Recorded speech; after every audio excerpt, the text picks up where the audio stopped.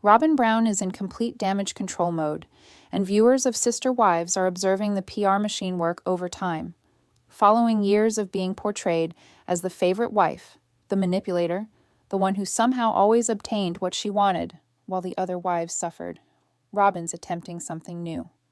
She's trying to rebrand herself as the misunderstood, reluctant queen who never requested any of this.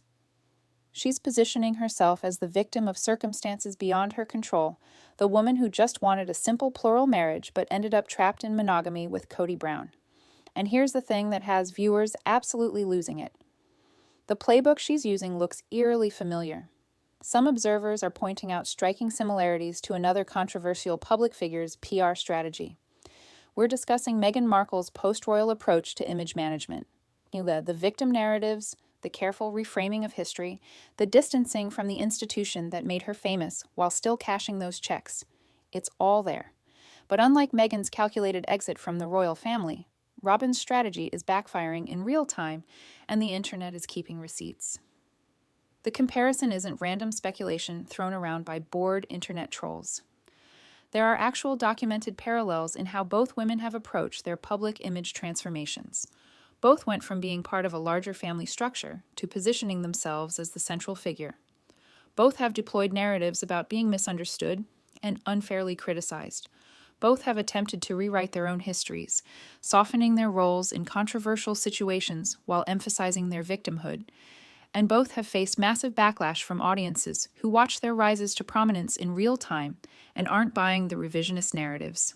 Reddit threads dedicated to Sister Wives are exploding with fans calling out what they see as a transparent PR rewrite.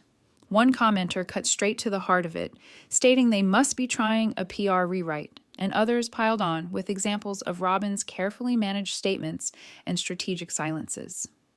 Facebook forums are tearing apart her perceived favoritism, her lack of transparency, and what they see as blatant image control behavior. The consensus: Robyn's trying to manage her image like a celebrity publicist wrote her script, but the audience remembers every moment of favoritism, every tear shed to manipulate Kody, every time she positioned herself above the other wives. What makes this particularly fascinating is the timing. As Kody's marriages to Christine, Janelle, and Mary collapsed one after another, Robyn didn't fade into the background like you might expect the last wife standing to do. Instead, she ramped up her media presence, gave carefully worded interviews, and started crafting a very specific narrative about what her relationship with Kody really means. She's not just the only wife left.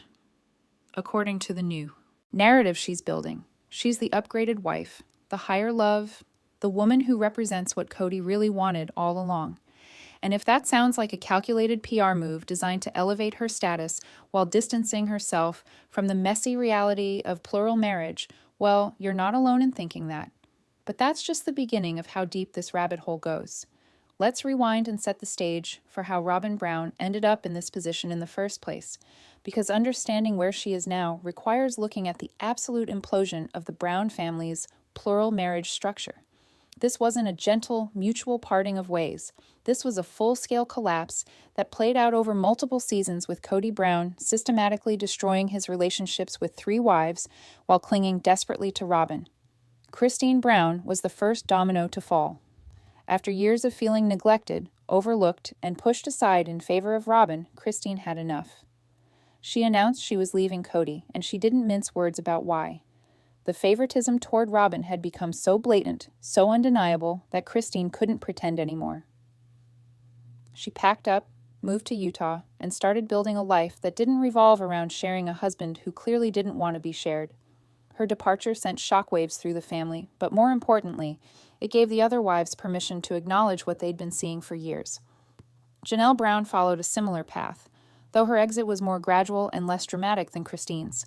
Janelle had always been the practical, independent wife, the one who didn't seem to need Kody's constant validation, but even she reached a breaking point. The pandemic restrictions, which Kody enforced with draconian intensity at Robyn's house while barely visiting his other wives, exposed the inequality in brutal detail. Janelle watched Kody choose Robyn over and over again, and she quietly started distancing herself from the marriage. By the time she officially acknowledged the separation, most fans had already figured it out. Mary Brown's situation was perhaps the most painful to witness. Her spiritual marriage to Kody had been deceased for years, ever since a catfishing scandal damaged their relationship beyond repair. But Meri held on, desperately hoping Kody would choose to work on their connection. He never did. Instead, he publicly stated he didn't consider himself married to her anymore, effectively ending their relationship while Meri was still trying to save it. The humiliation of that rejection, played out on camera for millions to witness, finally pushed Meri to accept reality and move forward without Kody. And then there was one. Robyn Brown, the fourth wife who joined the family in 2010, suddenly found herself as the only wife. The woman who had always insisted she wanted a plural family, who claimed to love the sister-wife dynamic, who supposedly signed up for this lifestyle because she believed in it, was now living in functional monogamy. Kody had 3 other wives when she married into the family. Now she had him all to herself. Most people in that situation might feel awkward, maybe even guilty, especially given how obvious Kody's favoritism had been throughout the implosion. They might lay low for a while, let the dust settle, give the other wives and their children space to heal. But that's not what Robyn did. Instead, she started talking a lot. And the narrative she began spinning about her role in all of this, about what she wanted and didn't want, about how this monogamy situation came to be, set off alarm bells for anyone paying attention to celebrity PR strategies. Here's where Robyn's PR strategy gets really interesting, and where the comparisons to carefully managed celebrity narratives start making sense. Robyn recently made a claim that had fans doing double takes and scrolling back through years of footage to confirm what they already knew. She stated on the record that she never even wanted to be legally married to Kody Brown. Let that sink in for a moment. The only wife who actually has a legal marriage to Kody, the wife who benefited from that legal status in countless ways, is now claiming she never wanted it in the first place.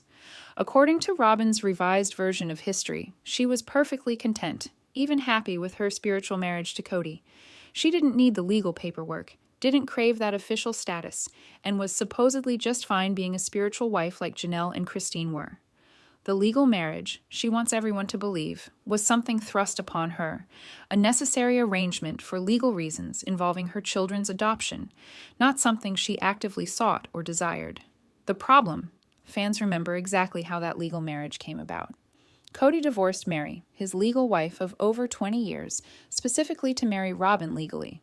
This wasn't some random bureaucratic necessity. This was a deliberate choice that devastated Meri and signaled to everyone exactly where Kody's priorities lay.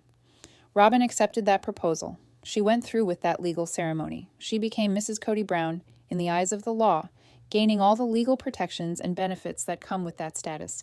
And now she's retroactively claiming she never wanted it.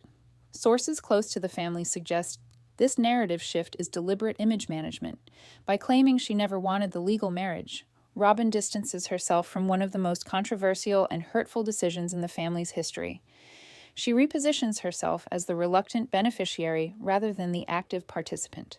It's a classic PR move, reframing your role in a controversial situation to minimize your responsibility while maximizing sympathy. Some observers compare it to how public figures often claim they never sought fame or attention, even as they actively court both. Word on the street and fan communities is that this explanation doesn't pass the smell test. If Robyn truly didn't want legal marriage, she could have said no. She could have refused to participate in something that would hurt Meri so deeply, but she didn't.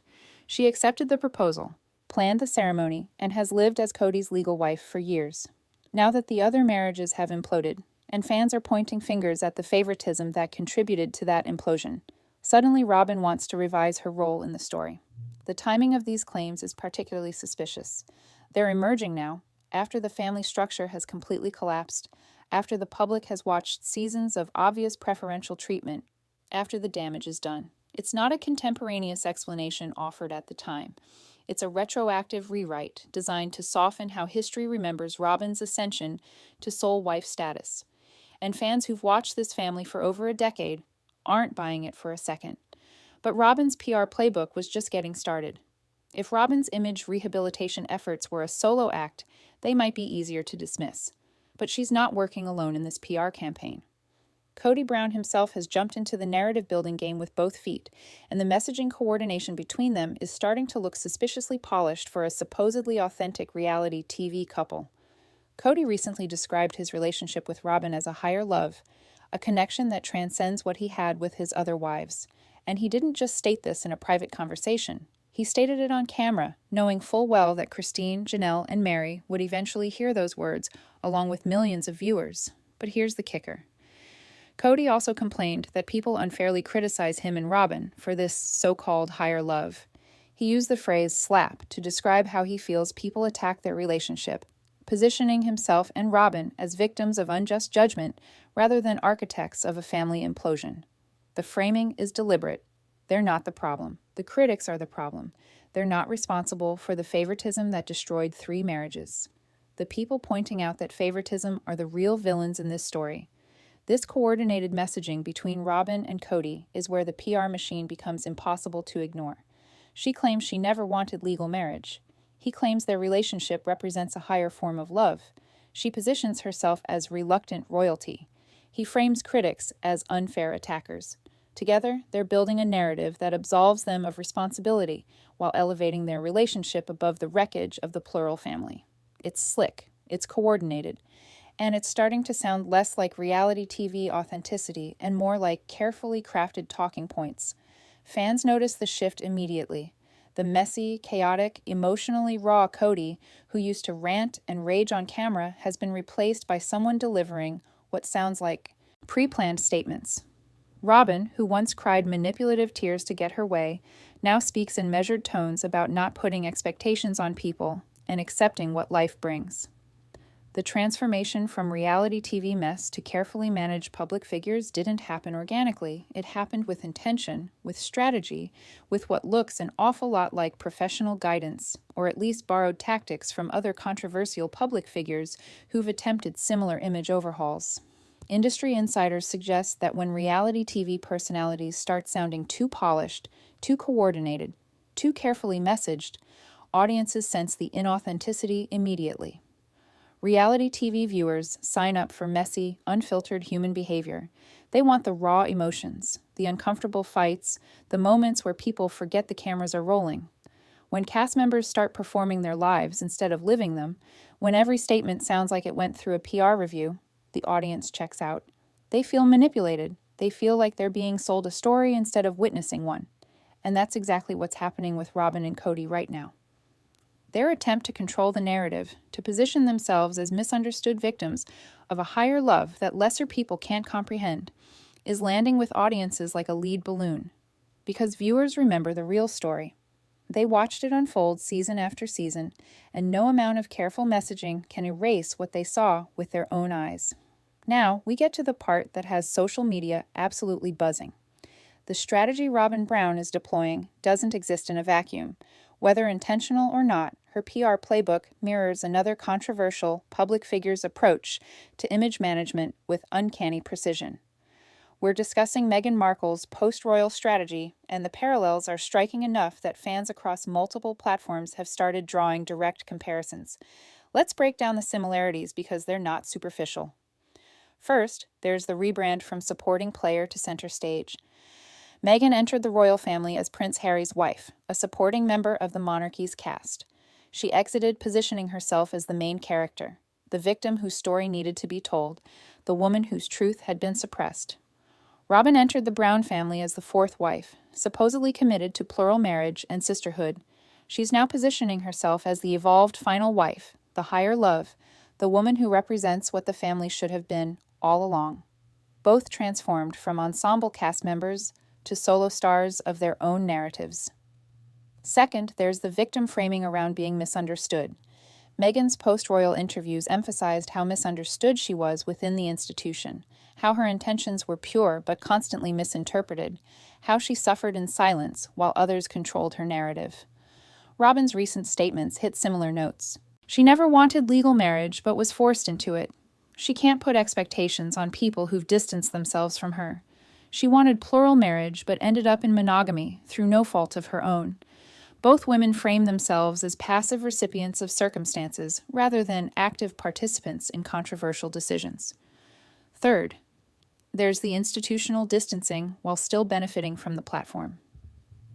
Meghan stepped away from royal duties but retained the Duchess title and the fame that comes with royal connection.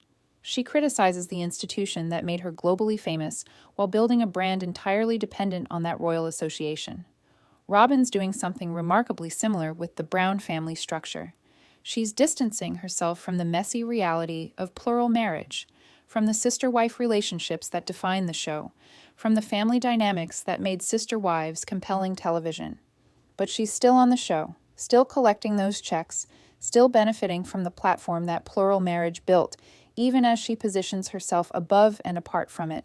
Fourth, there's the creation of an exclusive, elevated image separate from the original context. Meghan positioned herself and Harry as different from other royals, more authentic, more humanitarian, more worthy of respect. Robyn and Kody are positioning their relationship as a higher love, something more refined and genuine than the plural marriages that came before. Both narratives require erasing or minimizing the very foundations that gave them their platforms in the first place. The strategic parallels are too consistent to be coincidental. Whether Robyn studied Meghan's playbook directly or simply stumbled into similar tactics, the result is the same. She's attempting a celebrity-style image rehabilitation that might work for Hollywood figures, but falls flat for reality TV personalities, whose entire appeal is supposed to be unfiltered authenticity. And just like Meghan's strategy polarized audiences, Robyn's approach is creating a massive backlash among the very fans who kept Sister Wives on the air for over a decade. While Robyn and Kody were busy crafting their carefully managed narrative, fans were doing something that PR teams often underestimate. They were taking receipts, comparing notes, and building a counter-narrative based on years of documented evidence. And nowhere is that fan resistance more vocal, more detailed, or more damaging than on Reddit, where Sister Wives communities have become ground zero for dismantling Robyn's image rehabilitation attempt. One Reddit thread cuts straight to the heart of the matter, with a comment that's been quoted across multiple platforms. They must be trying a PR rewrite. Those 7 words captured what thousands of viewers were thinking as they watched Robyn's recent interviews and carefully worded statements. The thread exploded with fans, adding their own observations, their own examples, their own proof that what they were witnessing wasn't organic evolution, but calculated image management. The upvotes kept climbing as more people validated each other's suspicions. But it wasn't just one thread or one community. Facebook forums dedicated to Sister Wives analysis were equally brutal in their assessments. Fans compiled lists of moments showcasing Robyn's favoritism, her strategic tears, her manipulative tactics. They created timelines showing how Kody's treatment of his other wives deteriorated in direct proportion to his obsession with Robyn. They posted side-by-side comparisons of Robyn's past statements versus her current claims, highlighting the contradictions and convenient memory lapses. The crowdsourced fact-checking was relentless and devastating. Critics in these online spaces focused on specific patterns that revealed image control behavior. They noted how Robyn stays silent when the other wives face public criticism, but speaks up when her own image needs protection. They pointed out how she frames every conflict as something that happened to her, rather than something she participated in creating. They highlighted her tendency to cry at strategically convenient moments, turning conversations that should address her behavior into pity parties, where she becomes the victim. Fans weren't just casually observing anymore, they were conducting forensic analysis of Robyn's PR tactics. The perception of lack of transparency became a major theme in fan discussions. People who'd watched Sister Wives for years started questioning what they weren't seeing. Why doesn't Robyn address the favoritism directly? Why does every explanation sound rehearsed? Why do her emotions feel performative rather than genuine? The questions piled up and the collective conclusion was damning. Robyn wasn't being authentic. She was managing her image, controlling her narrative, and treating viewers like they were too stupid to remember what actually happened. What makes this fan rebellion particularly powerful is its permanence. Unlike television broadcasts that air once and disappear, these Reddit threads and Facebook discussions remain searchable forever. New viewers discovering Sister Wives can find years of detailed fan analysis, breaking down exactly how Robyn operated, how Kody enabled her, and how the current PR campaign contradicts documented reality. The internet never forgets, and fans armed with receipts are proving impossible for Robyn's image rehabilitation to overcome. The PR rewrite might work if the audience had short memories or limited access to past content, But in the streaming age, where every episode remains available and fan communities never stop analyzing, trying to rewrite your own history is like trying to edit a book that thousands of people already have memorized. Beyond the carefully crafted public statements and coordinated messaging with Kody, there's another layer to Robyn's PR strategy that fans find particularly telling. It's the deliberate distancing from her former sister wives, the strategic silence around fractured relationships, and the way she positions herself above the family drama, rather than acknowledging her central role in creating it. This relationship distancing strategy is textbook image management, and it's backfiring spectacularly because the other wives aren't staying quiet. Meri Brown dropped a bombshell in a recent interview that Robyn probably wishes had stayed private. When asked about her current relationship with Robyn, Meri admitted they barely talk anymore. This is significant because Meri and Robyn were supposedly close for years. Robyn often positioned herself as Meri's ally, the sister wife who understood her struggles. But now that Meri's marriage to Kody is over and she's no longer useful to Robyn's narrative, the friendship has conveniently evaporated. The silence between them speaks volumes about the transactional nature of their connection. Christine and Janelle have been even more revealing about the family fractures, particularly when it comes to the children. They've publicly discussed how their kids have strained or broken relationships with Robyn's children. These aren't minor disagreements between cousins. These are fundamental rifts that developed because the favoritism extended beyond just the wives to the children as well. Kody's blatant preference for Robyn's kids, his willingness to enforce strict rules on some children while letting Robyn's kids slide, created resentment that festered for years. And now that resentment has resulted in fractured relationships across the entire family.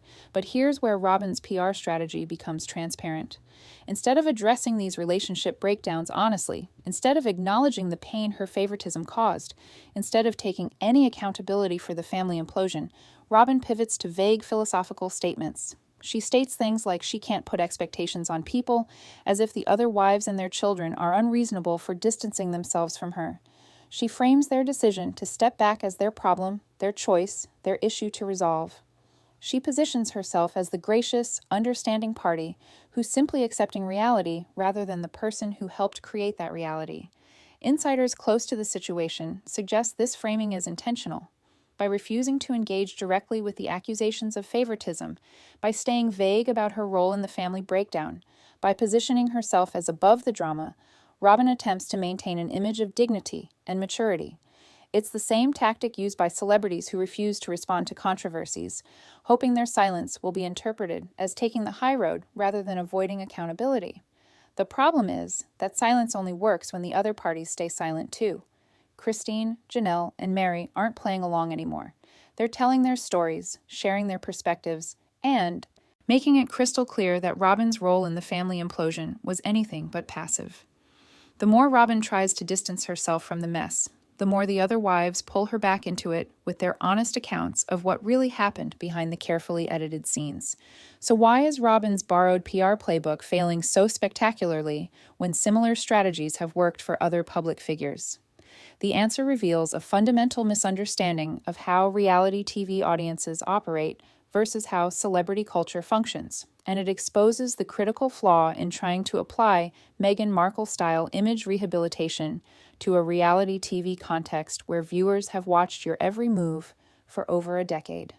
The Meghan playbook works when it does work because there's information asymmetry. The public doesn't have complete access to what happened inside Buckingham Palace. They don't have footage of private conversations or behind-the-scenes moments.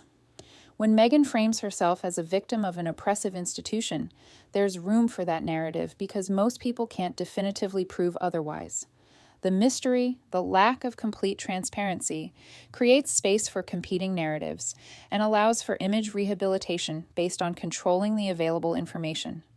Robyn doesn't have that luxury. She's not separating from a private institution with confidential inner workings.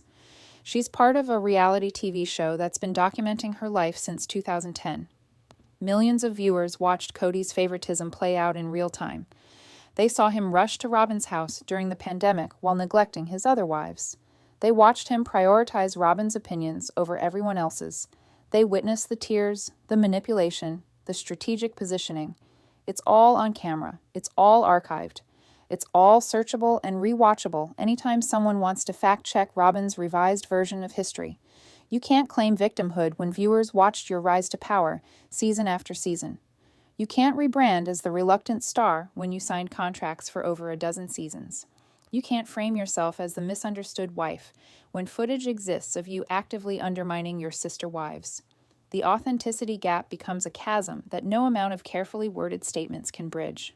Reality TV audiences have a completely different relationship with cast members than traditional celebrity fans do. They feel like they know these people because they've watched hundreds of hours of their lives unfold.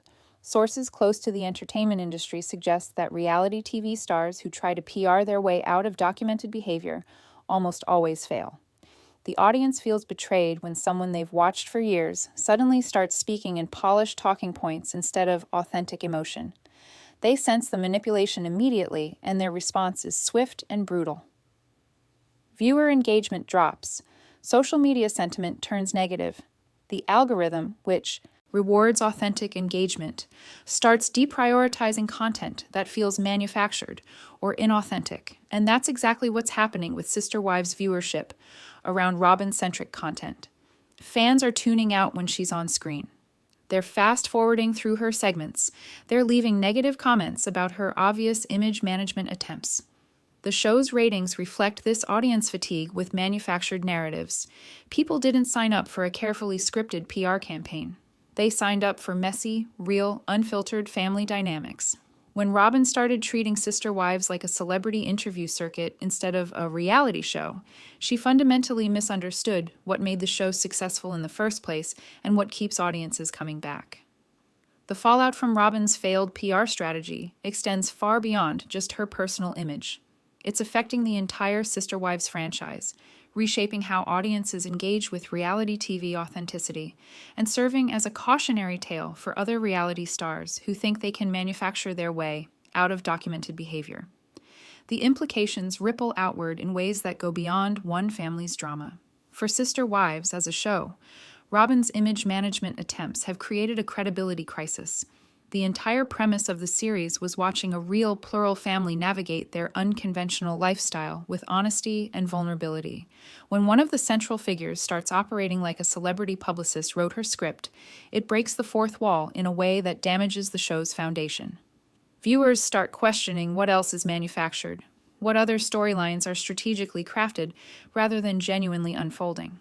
The trust between audience and cast erodes, and once that trust is broken, it's nearly impossible to rebuild. Long-term, Robyn's reputation is taking damage that careful statements can't repair. She entered the Brown family as the new wife, already a controversial position. She could have spent the past 15 years proving she valued sisterhood and equality. Instead, she accepted and encouraged Kody's favoritism, benefited from it materially and emotionally, and is now trying to rewrite that history as if cameras weren't rolling the entire time. The internet is forever, and the documentation of her actual behavior will outlast any PR campaign. Future viewers discovering the show will have access to both her actions and the fan communities dissecting those actions. For other reality TV personalities watching this unfold, Robyn's failure offers a crucial lesson. Authenticity isn't just a buzzword in reality television. It's the currency that determines success or failure.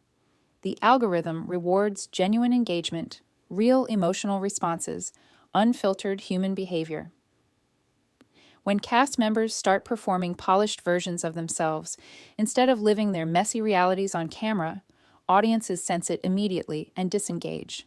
The viewing numbers don't lie, and neither do the comment sections, where fans express their frustration with manufactured narratives. The comparison to Meghan Markle's strategy reveals another important truth. Borrowed playbooks only work if your starting position justifies them. Meghan's narrative of escaping an oppressive institution resonates with some people because institutions do oppress individuals, and her lack of prior public documentation gives her claims credibility. Robyn's narrative of being a reluctant monogamous wife fails because 15 seasons of footage prove she actively pursued and maintained her favored position. Context matters, history matters, and trying to apply someone else's strategy to your completely different situation is a recipe for disaster. The question isn't whether Robyn's PR rewrite will succeed. That ship has sailed, hit an iceberg, and sunk spectacularly. The question is whether she'll recognize the failure and pivot back to authenticity, or whether she'll double down on the polished image management and watch her relevance fade entirely. Reality TV audiences are forgiving of mistakes, of bad behavior, even of manipulation, if the person owns it honestly. What they won't forgive is being treated like they're too stupid to remember what actually happened. Robyn's betting on audience amnesia in an age of perfect digital memory. And that's a bet she's already lost. So, here's the real question for you. Is Robyn genuinely trying to control her narrative, or has she already lost control by trying too hard? Drop your thoughts below. Like, subscribe, and stay tuned, because the next video is waiting, and you won't believe what's coming next.